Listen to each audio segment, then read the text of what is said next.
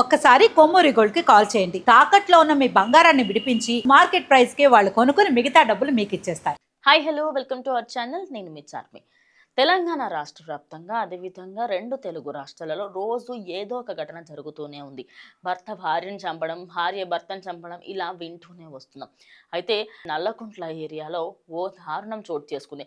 ఆ దారుణానికి సంబంధించి మాట్లాడుకోవాలంటే ఒక వ్యక్తి హస్బెండ్కి భర్తకి భార్య మీద డౌట్ వచ్చింది.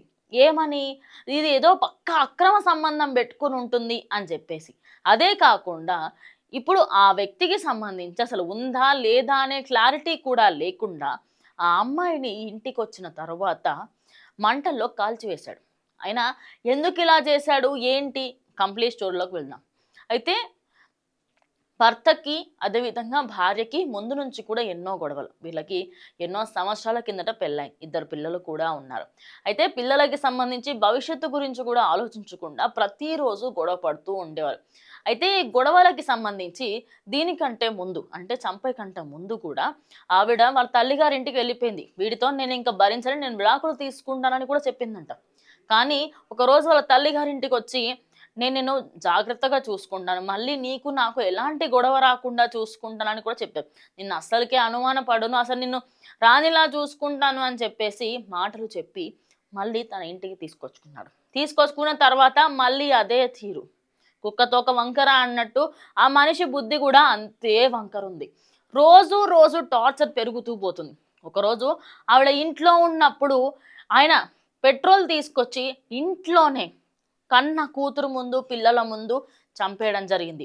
అప్పటిదప్పుడే మంటల్లో కాలి బూడిదవుతుంది అని చెప్పేసి అమ్మ అమ్మ అని ఆ అమ్మాయి ఎవరైతే ఉందో ఆ అమ్మాయి వస్తే ఆ అమ్మాయిని కూడా అందులోకి తోసేసి అక్కడి నుంచి పరారైపోయాడు భర్త.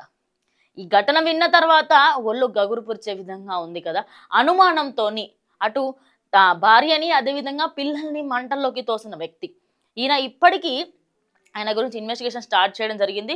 2 రోజుల క్రితం అయిన ఈ ఇన్సిడెంట్ చాలా లేటుగా వెలుగులోకి వచ్చింది. అయితే అప్పటికప్పుడు స్థానికులు ఆ మంటలో చెలరేగుతున్న అటు భార్యని అదేవిధంగా వాళ్ళ భార్యని రక్షించలేకపోయారు. కానీ పాప ప్రస్తుతం ఐసీయూలో ఉన్నట్టుగా తెలుస్తోంది. చాలా క్రిటికల్ పొజిషన్లో ఉండి తనకి కంప్లీట్గా గాయాలు ఎక్కువగా అయ్యాయి. అంటే మంటకి సంబంధించిన గాయాలు చాలా అయ్యాయి అని కూడా తెలుస్తోంది.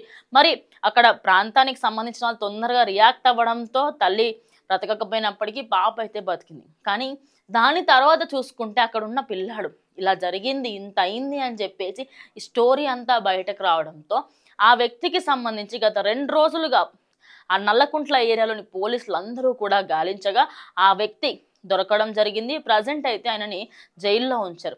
మరి ఇలాంటి సంఘటనలు రోజు రోజుకి ఎక్కువైపోతున్నాయి.